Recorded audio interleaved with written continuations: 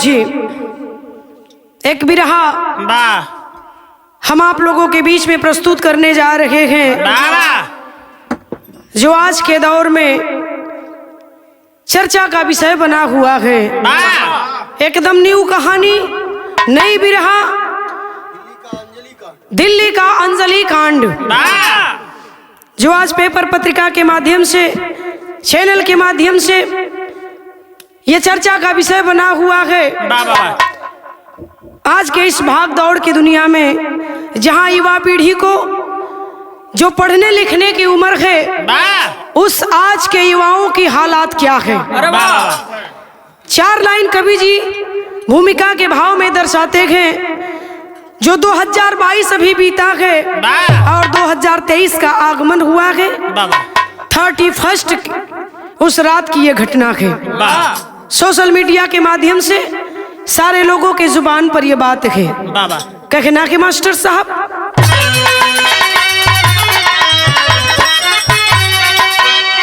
तो है नए वर्ष का जो नशा साथियों, उसके लत में युवा इसी कदर खो गए।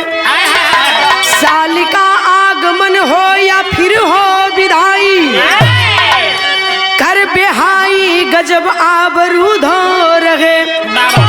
सब शर्म लाज को ताक पर रख कमीने, है परिवार को अपनी देते ये धोखा। उसी का ये परिणाम लिखते सियाराम, दिल्ली की घटना जो अद्भुत अनोखा।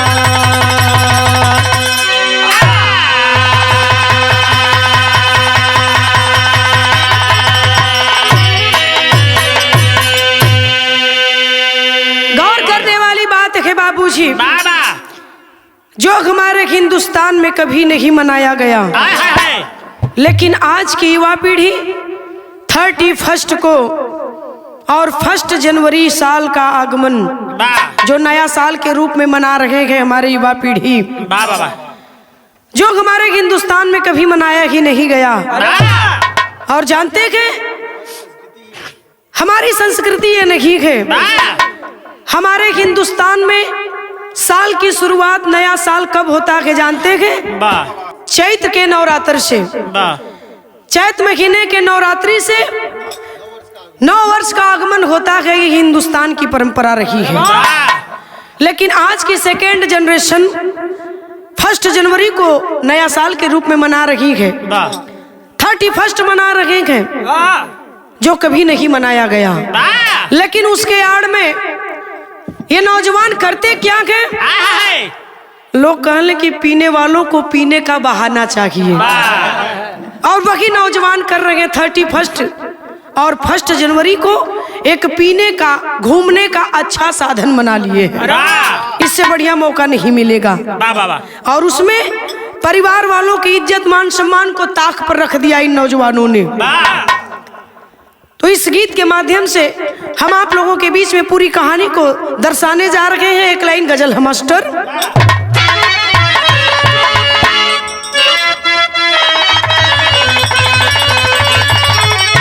बड़ी पुरान गजल है। अरे जिंदगी में क्या रहा, अरे जिंदगी में क्या रहा, यह सांस मर जा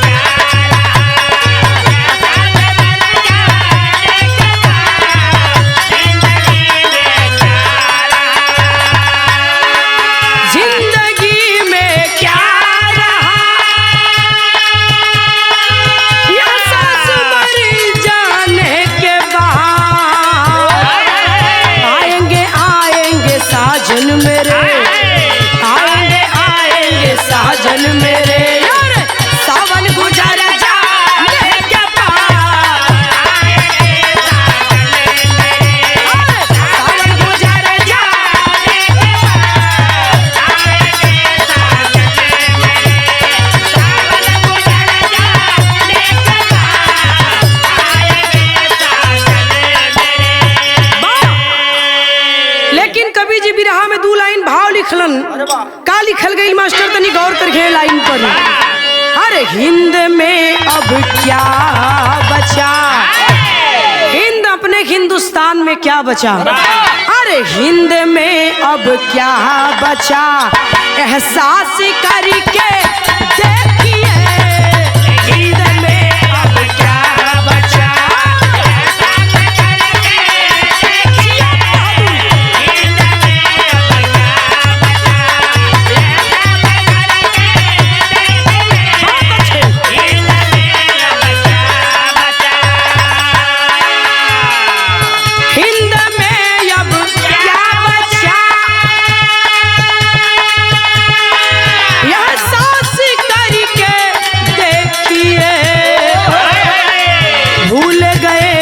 सभ्यता अब भूल गए हम सभ्यता, या हासिल करके देखिए, भूल गए हम सभ्यता, हासिल करके देखिए, भूल गए हम सभ्यता,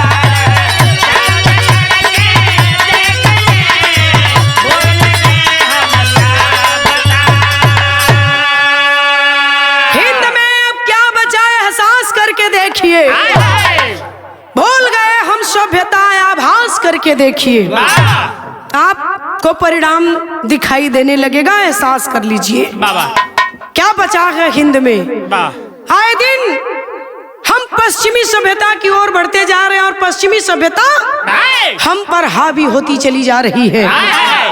कहानी यहीं से शुरू हो गई, कहानी कहाँ कहाँ कैसन है, नज़म के माध्यम से कवि जी दर्शावत होना। आवाज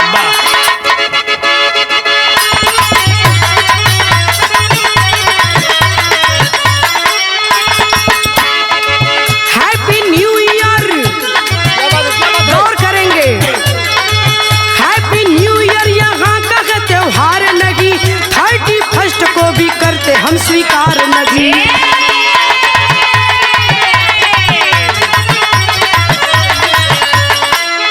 मैंने बताया हैप्पी न्यू ईयर 31 ये हमारे हिंदुस्तान का कोई त्योहार नहीं है, किसी पन्ने पर नहीं लिखा है। होली, दशहरा, दिवाली, नवरात्रि ये सब हमारे पुराण में मिलेगा, इतिहास के पन्नों पर मिलेगा, जो सदा से मनाया चला आ रहा है हिंदुस्तान, जिसे मना रहा है। लेकिन ये 31 हैप्पी न्यू ईयर कोई त्योहार नहीं है, इसलिए कहना चाहती हूँ बाबूजी, आइए। मगर नकल में हिंद के युवा बेहाल सुने, मगर नकल में हिंद के युवा बेहाल सुने, पश्चिमी सभ्यता के फंस गए हैं जाल सुने।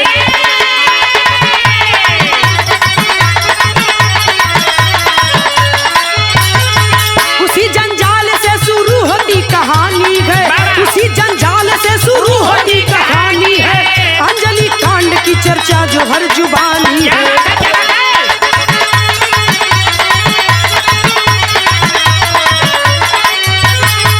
अंजलि निधि 2 सहेलियां, अंजलि नाम की और निधि 2 लड़कियां, बड़ी अच्छी दोस्त, बड़ी अच्छी फ्रेंड थी। आइए, अंजलि निधि संग करने को एंजॉय चली, अंजलि निधि संग करने को एंजॉय चली, 31 दिसंबर 22 को बाय चली।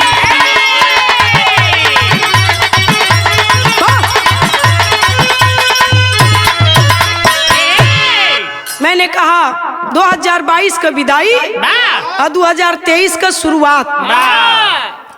वही में 31 दिसंबर 2022 की रात जौने के 31 के रूप में आज के युवा जनरेशन मनावत बा।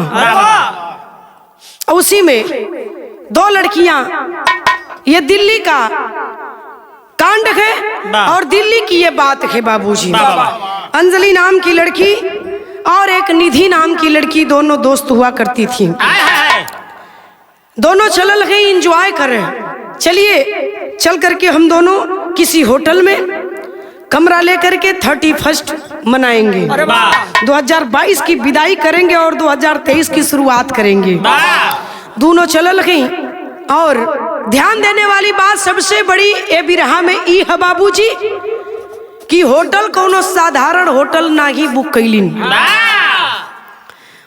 वो होटल के आज कई बार जनरेशन बड़ी बढ़िया से जाना था।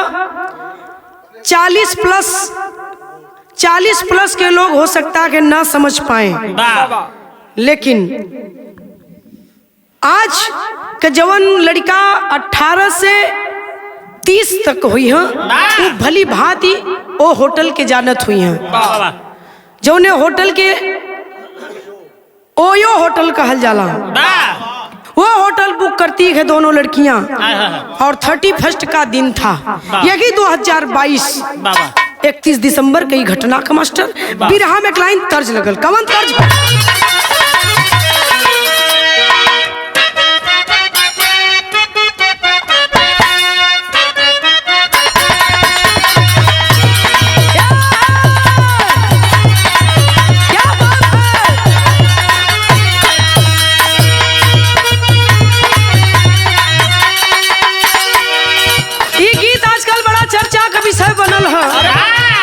कौनो नाचे वाली का सटा भइल। कॉपी भाई आजकल ऑर्केस्ट्रा बड़ा जोर शोर से कुछ नया लड़का पसंद करत हुआ। नाचे वाली का साटा भइल, रात बीत गई, मलिकार तो 2 बोतल मार के केहरो जाए के जौन सटवा कैले वो सूत गई। वो तो सटा कह दिले हुआ, लेकिन 2 बोतल उन्होंने के देखते मार ले। नाच का आनंद उठा ना पौना। जब 4 बजल भोर में उनकर नींद नशा खुलल टूटल, तो नाचे वाली यार नाच अपन बंद करत छियो। तब ले आए के कहला नाचने वाली के करी आदेश पर नाच बंद हो छियो। मालिक हैला हम, पैसा देव हम, बोलौले हैला हम तो नाच देखी ना पौली, चल नाच। नाचे वाली हाथ जोड़ के खड़ी हो गई। कहले है का कहले है?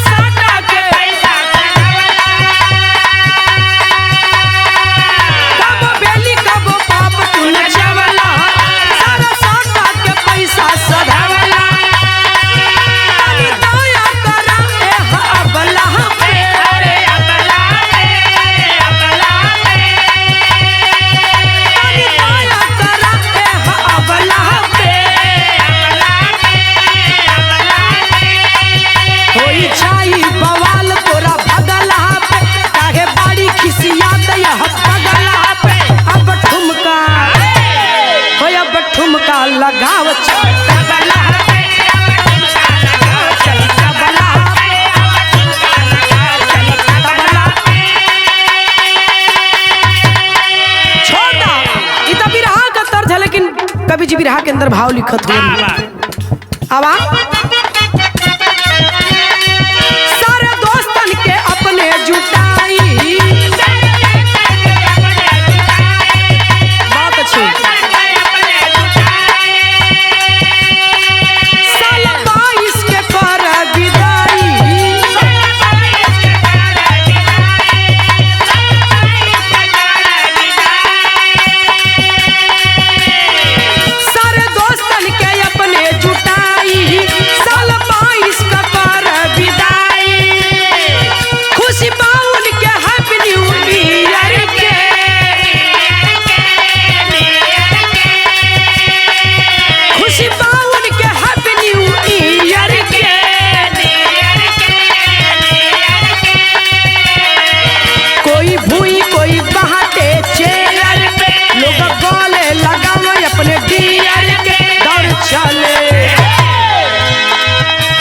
चले लगे दारू बियर के, लगल दारू बियर के,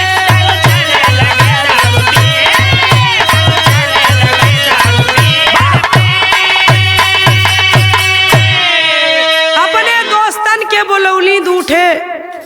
उनकर दोस्त रहना जौन बॉयफ्रेंड, उनके भी बोलौलिन। कहली अपने वो बॉयफ्रेंड के बोलौली, कहली कि ओयो होटल बुक कैले गई। और आओ यार उसी होटल में हम लोग 31 मनाते हैं। और कुछ बातें भी पक्की कर लिया जाए, हमारा इतने दिन का रिश्ता है। बोलोनी अपने दोस्तन के। अब वहाँ कोई चेयर पे बैठल बा, कोई बेड पर बैठल बा, तो कोई नीचे में बैठल बा। अब वही में ब्रांडेड चीज खुलल, बोतल खुलल, बियर खुलल, दौर चले लगल। देखिए जो पढ़ने लिखने की उम्र है, उस उम्र में बच्चे बियर और दारू की बोतल खोल रहे हैं। और ऐसे ही होते हैं बाबूजी, गौर करेंगे बिरहा सुनने वाले लोग। पश्चिमी सभ्यता का त्योहार इसी तरह होता है। मैंने बताया कि दिन पर दिन पश्चिमी सभ्यता हावी होती जा रही है। बिरहा में तर्ज कौन लगल?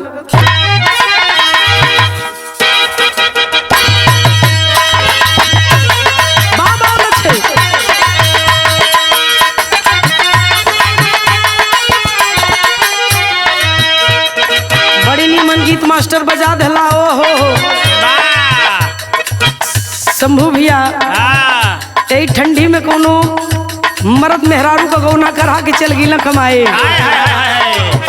मेहरुआ कहे कि ये तोहार मुंह फूको, जब तो के यह करे करल तो का करे, गौनवा करा के लीला। ऐसे नहीं कम अपने वही नैहर में रही है। कहे का कहे,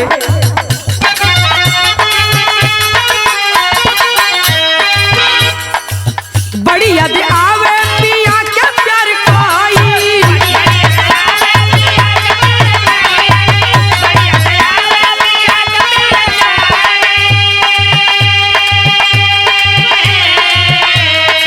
रतिया सवतिया पगाड़ दिन भाई, रतिया सवतिया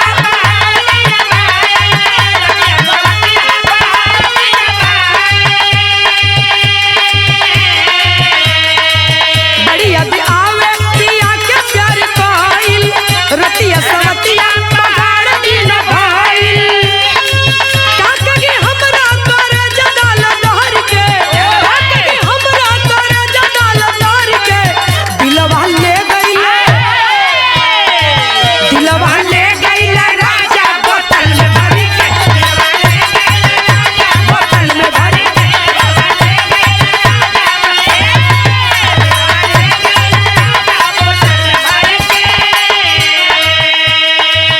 लेकिन बात कहाँ का मिलल बाबू, कहानी आगे बढ़ल। उसके अंजलि का बॉयफ्रेंड भी आ जाता है, उसके साथ एक दोस्त उसका और रहता है कि 2 लड़के आते हैं ओयो होटल में। और अब वहाँ 2 लड़कियां 2 लड़के हैं। ध्यान देंगे बाबूजी, 31 मना रहे हैं। मैंने बताया कि दारू और बियर की बोतल खुल गई है। और उसी समय निधि कहती है, बात भइल का बा,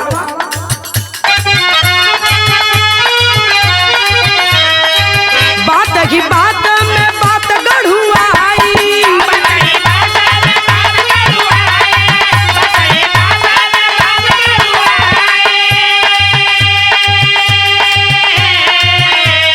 सहेली साथे उ कैली लड़ाई,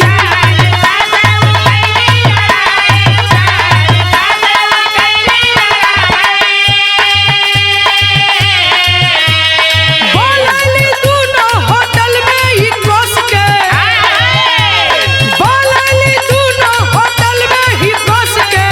सुन के आ गईले, सुन के आ गईला गर्मी डाटल कसी के, गर्मी डाटल कसी के।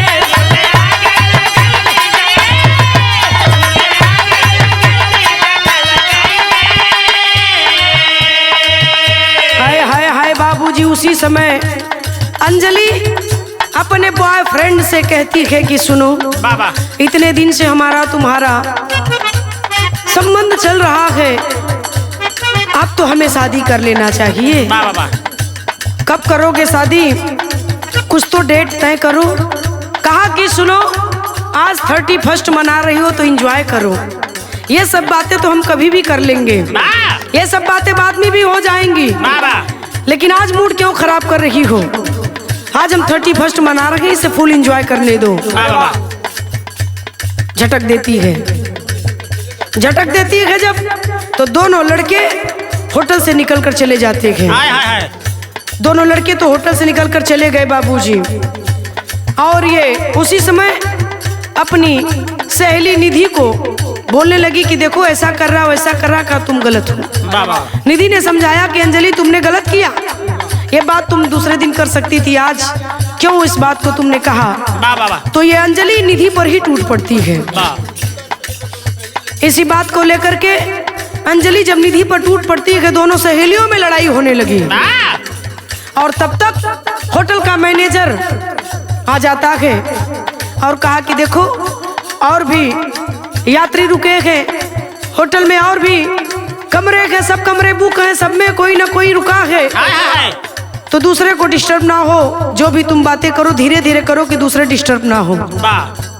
अगर नहीं मानोगी तो मैं होटल से निकाल दूंगा। अरे वाह। कहता है भैल का मास्टर कहलस जादी ना मन बूता देव भगाई,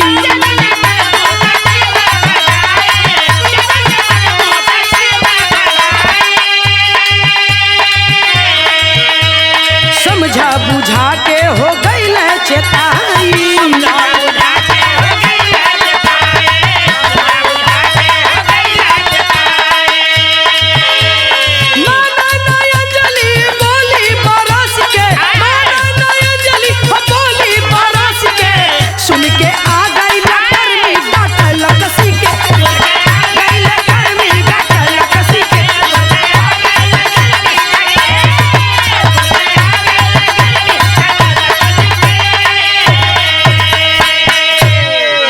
समझा बुझा करके होटल का मैनेजर जाता है, मान जाओ जो भी तुम बातें करो अपने तक रहे, होटल के कमरे के बाहर नहीं जानी चाहिए। कोई भी बात ऐसी ना हो जो कमरे के बाहर चली जाए तुम्हारी आवाज। समझा बुझा करके होटल का मैनेजर जाता है, लेकिन उसी आवेश में अंजलि लड़ना मानती नहीं है और नहीं माना हुआ होटल का मैनेजर जब देखा कि इनकी आवाज जारी है तो आखिरकार अंततः गुत्वा कमरे के बाहर कर दिया। कहा छोड़ दो मेरा कमरा, निकल जाओ होटल के बाहर। होटल के बाहर डांट करके कर देता है जब, तो कभी जी बिरहा की शैली में लिखते हैं कि बाबू हुआ क्या। नशा में ना बुझाली बतिया, होटल छोड़ के दोनों चल ली आधी रतिया,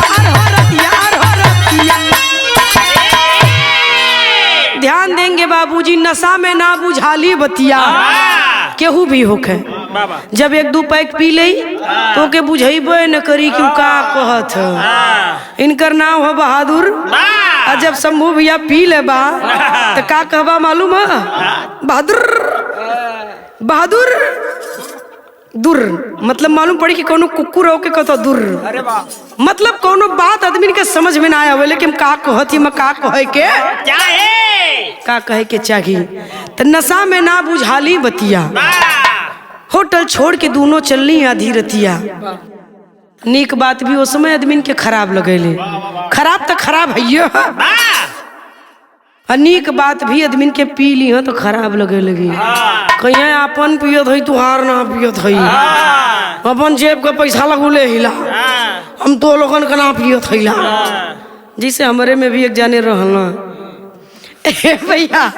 आखिरकार दोनों होटल छोड़ के निकल गई।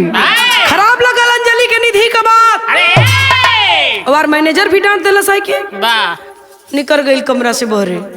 निकल के बहरे कमरा से आइल और तुरंत स्कूटी अपन उठौले, नशा में धूत, एक को परक चल ना पावत थी, गोड़ लड़खड़ा था, डाले की इधर तो डाले थे उधर, आए है। लेकिन तुरंत गाड़ी के स्कूटी का चाबी लगूले है, चालू करके बैठल।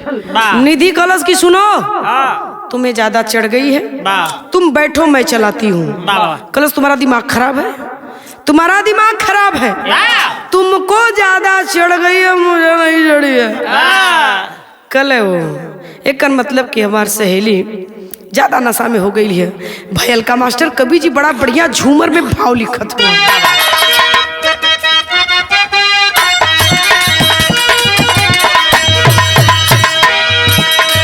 क्षण भर नहीं झेली लेके साथ में सहेली, चल पड़ी अलबेली मजधार रती।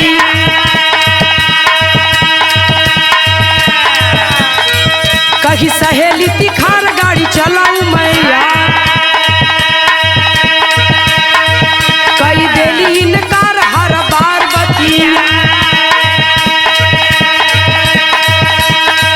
कैली जेकरा से प्यार धोखा देला उ है यार, बेकार जोड़ीदार उ हमार भतिया,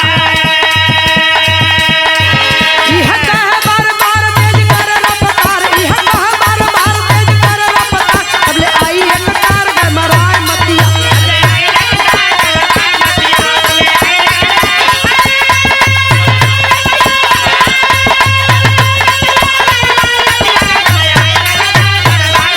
बहुत अच्छे।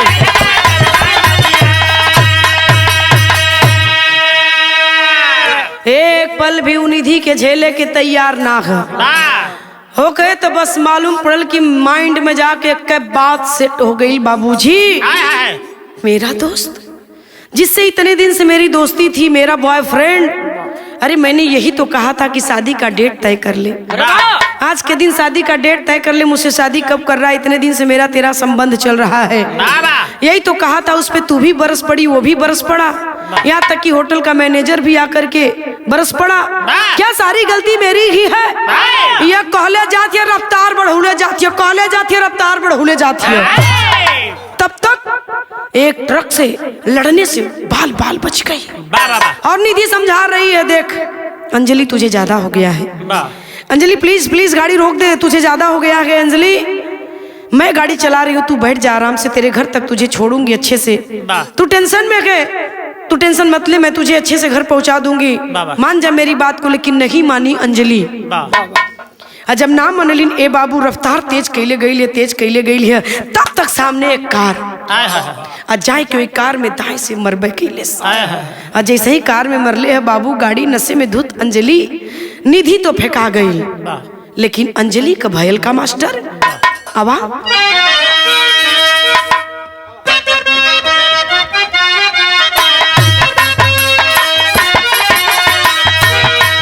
यह गीत बा कहिया ले रहबा बोला बलमू देशवा में, कहिया ले रहबा बोला बलमू देशवा में, कहिया ले रहबा बोला बलमू देशवा में, कहिया ले रहबा बोला बलमू देशवा में, अखिया रोज रोज देखल डगारिया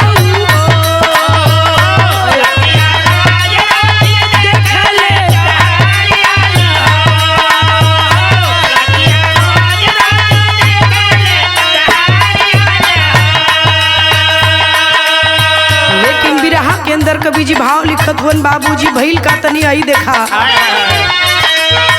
इतने में हाली गईली दरिया के भीतर हो, इतने में हाली गईली दरिया के भीतर हो, इतने में हाली गईली दरिया के भीतर,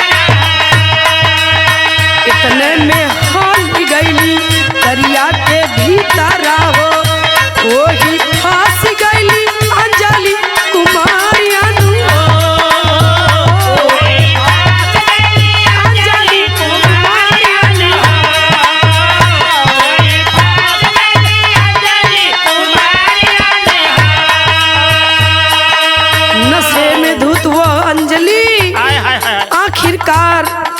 निधि की बात को दरकिनार करके गाड़ी की रफ्तार बढ़ाते गई और अपने प्रेमी के गम में मालूम पड़ा कि एकदम विवेक खो बैठी और जा करके कार को जैसे कि धक्का लगता है उसका और कार के अंदर चली जाती है। कार के अंदर चल गई बाबू, कार वाला जान गया कि कोई घटना घट गई है, कार को अपने थोड़ा पीछे करता है रोक करके और थोड़ा सा पीछे किया, लेकिन घबरा गया हुआ कार वाला भी और फिर कार को पुनः आगे बढ़ा लेता है और जाने लगा। और इधर अंजलि उसी कार में लिपटी हुई है अंदर बाबूजी और घिसराते हुए जा रही है और कार चलाने वाला तो कार चला के लेकर जा रहा है। लेकिन भइल का मास्टर,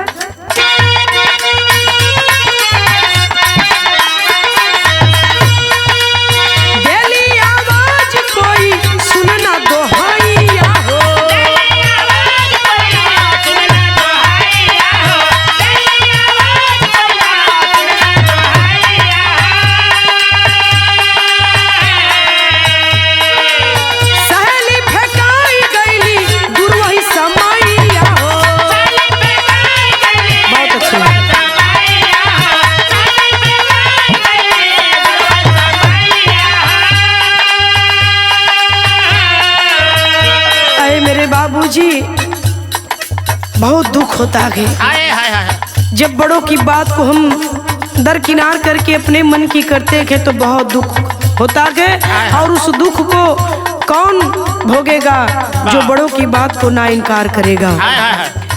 आज वह अंजलि नाम की लड़की जो नशे में धुत है, कार में फंस जाती है नीचे, और उसमें से उसकी आवाज यही आई कि बचा लो बचा लो बचा लो। लेकिन कौन जानता है कि तुम अंदर फंसी हो। कार वाला भी घबरा गया है, भाग रहा है, लेकिन उसकी सहेली निधि तो बगल में दूर फेंका गई बा। भइल का मास्टर,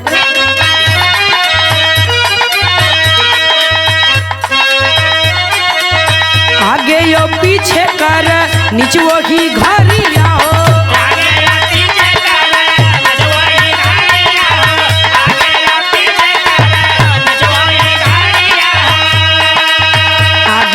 पीछे कर निचवो ही घरिया हो, लेके भागा लगा दिल्ली भर सहारियन हो।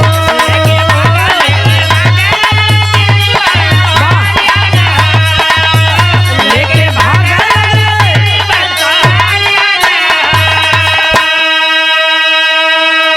वो भी तो घबरा गया जो कार में फंसी गए अंजलि। कार चलाने वाला ड्राइवर भी तो कहीं ना कहीं घबरा गया, वो भी तो अपनी जान को बचा रहा है और भाग रहा है लेके अपनी कार को। इतना ही नहीं बाबूजी, अंजलि नीचे फंसी गए और वह कार चलाने वाला कार को लेकर के पूरी दिल्ली में 13 किलोमीटर की दूरी तय करता है कि उस अंजलि नीचे फंसी है कार में, और वो कार 13 किलोमीटर की दूर तय करती है। 13 किलोमीटर जहां कार जा रही है, आप समझ सकते हैं कि वह कार नीचे भी तो हिट रही और रोड में लड़खड़ाते घिसराते वो अंजलि जा रही है। कार के नीचे जगह ही कितनी बची है बाबा, उसे मरने में कितना वक्त लगा होगा आप समझ सकते हैं। आज अंजलि कब मर गई ये तो पता नहीं चला, लेकिन 13 किलोमीटर की दूरी जब वह कार तय करती है तो इसका पता कैसे चलता है। कहना कि मास्टर पापड़ के अंदर भाव हो।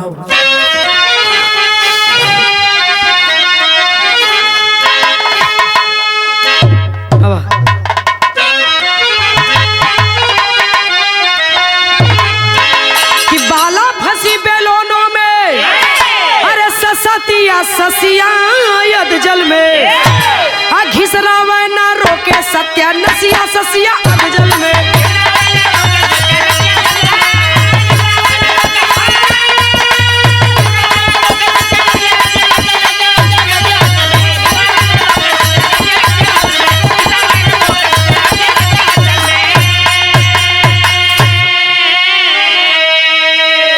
अरे 13 किलोमीटर तक दिल्ली में कार के दौड़ाया हो, पुलिस प्रशासन अंधा थाना कोई उसे रुकवाया हो। रुकल गाड़ी तब निकलल बाटा लसिया ससिया यद जल में, सहेली जा धर गिरावे हसिया ससिया यद जल में। गौर करेंगे बाबूजी, आगे पीछे अगर फंसी होती तो नजर भी जाती बाबा, लेकिन वो तो बोलेनो गाड़ी, बोलेनो कार जो आज कल न्यू चलल बाबूजी, बोलेनो कार थी। उस कार के अंदर मैंने बताया कि फंस गई थी। 13 किलोमीटर की दूरी तय करती है वह कार दिल्ली में। किसी की नजर नहीं पड़ी, प्रशासन के लोगों का भी नजर नहीं पड़ा, किसी का नजर नहीं पड़ा। आखिर ACC कैमरा जो जगह जगह में चौराहे पर लगा रहता है, तो उसी कैमरे के द्वारा पुलिस प्रशासन के लोगों को पता चलता है। तब जाकर के उस गाड़ी को प्रशासन के लोग रुकवाते हैं। और उस गाड़ी को रुकवाया गया तो उस बोलेनो कार के नीचे से अंजलि की लाश को, जो एकदम बिल्कुल जल चुकी थी, और निधि मारे गम में, मारे डरन, किसी को कुछ नहीं बताती है, जाकर के चुपचाप अपने घर पे बैठ जाती है, कुछ भी किसी से न बता करके। लेकिन होता क्या के मास्टर, आल्हा में भाव हो।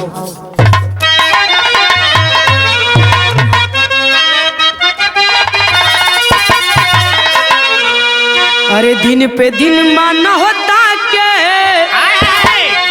होता बहाना नवा भैया,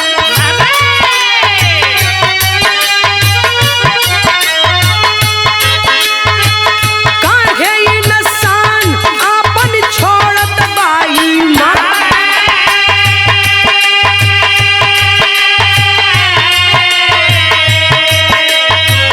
पुलिस प्रशासन जब ले दे ना धिया नवा भैया। क्या बात है, क्या बात है।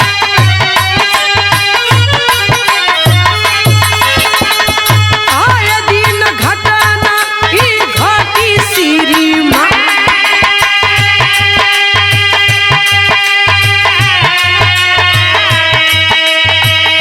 गौर करेंगे बाबूजी, प्रशासन के लोग को ध्यान देना पड़ेगा, अपने परिजनों को ध्यान देना पड़ेगा, अपने बच्चों पर कहाँ जा रहे हैं, क्या कर रहे हैं, किससे मिल रहे हैं। यहाँ जरूरत है गार्जियन को भी ध्यान देने की, और प्रशासन के लोगों को भी ध्यान देने की जरूरत है।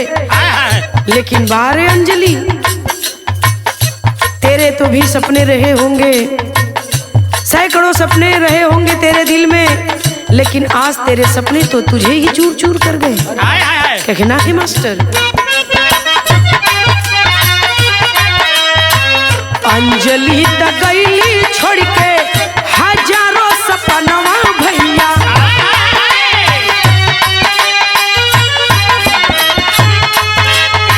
लापरवाही देखी सब बातें है,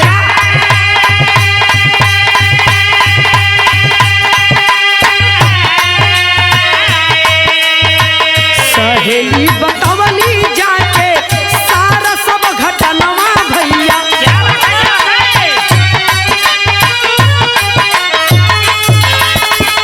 सीसी कैमरा से सब जाने लगा,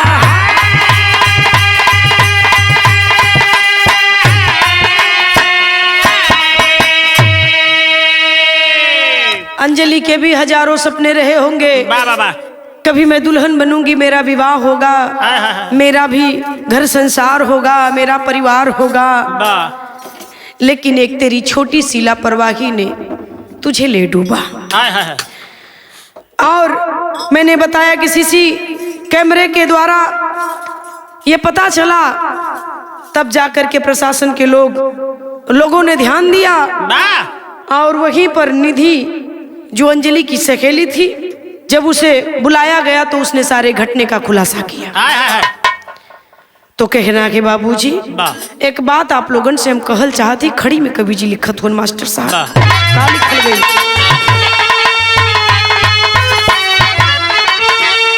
कि दारू पी के अरे चलाई जे गड़िया सुना, अपने पौआ पे मारी कुल्हड़िया सुना,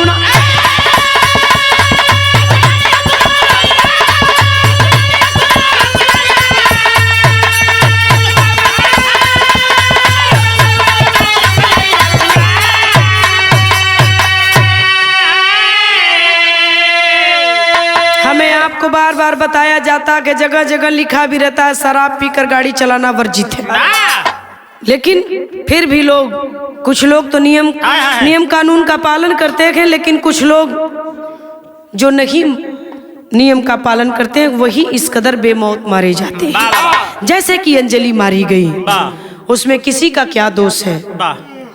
यहाँ दोष अगर उसके बॉयफ्रेंड का दिया जा रहा है, तो अगर उसका बॉयफ्रेंड दोषी है तो मैं सवाल करना चाहती हूँ, क्या इस अंजलि नाम की लड़की का दोष नहीं है? अगर उस लड़के को तूने बुलाया, तूने जो कहा उसने उस वक्त नहीं माना, तो तुझे इतना तो विवेक होना चाहिए कि कहीं ना कहीं वो इनकार कर रहा है मुझसे शादी करने से। इसका मतलब यही है, अगर तू समझदार होती तो समझ जाती, और तूने उसका सिला ये दिया कि खुद चली गई दुनिया से। यहाँ तक कि छोड़ दे बॉयफ्रेंड की बात, लेकिन कम से कम तुझे अपने सहेली की बात को तो मानना चाहिए।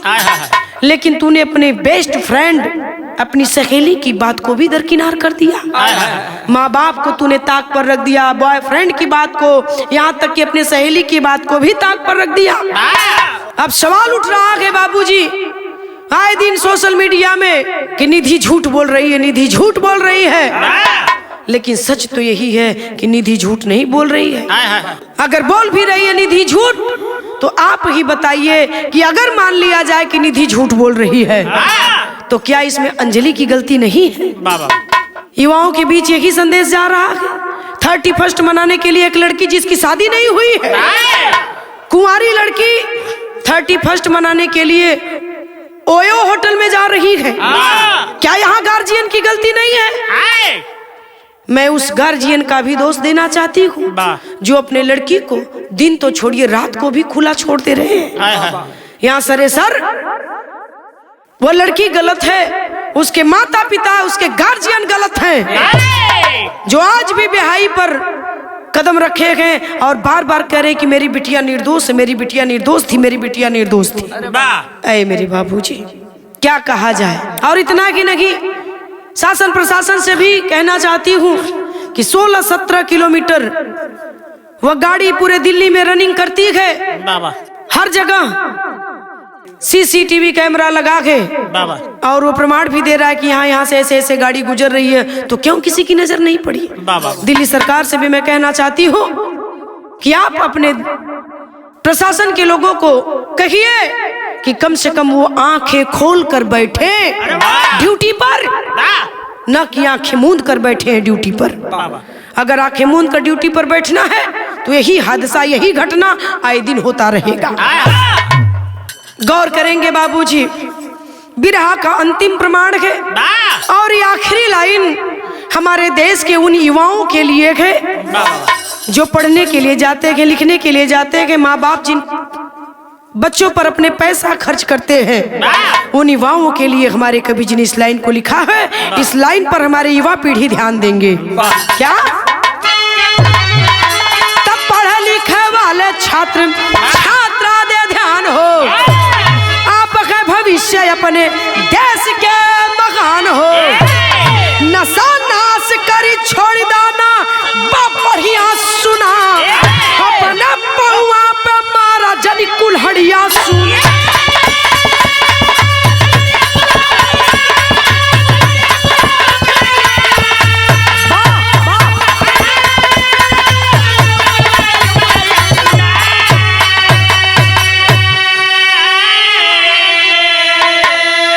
आप देश के भविष्य हैं, आने वाले कल में आपकी जरूरत पड़ेगी हिंदुस्तान को। क्यों अपने आप को बर्बाद कर रहे हैं, अपने परिवार को बर्बाद कर रहे हैं, अपने देश को बर्बाद करने पर तुल गए हैं। इसलिए मेरा आप लोगों से गुजारिश है, कहना है ये नशा कोई अच्छी चीज नहीं है बाबूजी। नशे से निकल करके जरा देश के बारे में सोचा जाए तो ज्यादा बेहतर होगा। गाने का अंतिम प्रमाण है मास्टर। गुरु बिहारी गुरु रमन चर्चा होती जन जन में, श्यामा सीताराम भरत जी विश्वनाथ के मन में, नशा में ना बुझा ले हैं बतिया, नीतू सिया राम के सारा